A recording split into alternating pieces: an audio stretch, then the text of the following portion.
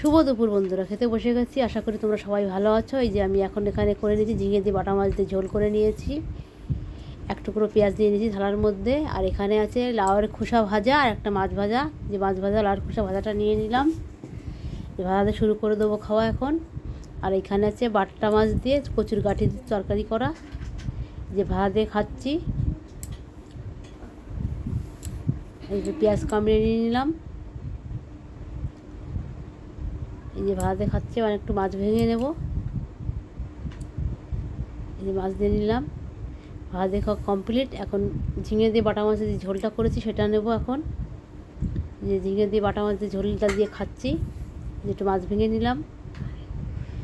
ঝিঙের ঝোল দিয়ে খাওয়া কমপ্লিট। এখন কচুর গাঁঠির তরকারিটাও নিয়ে নেব। কচুর গাঁঠির তরকারিটাও খাচ্ছি। যে দেখুন, এই যে তরকারিটা কিন্তু খুব সুন্দর হয়েছিল খেতে।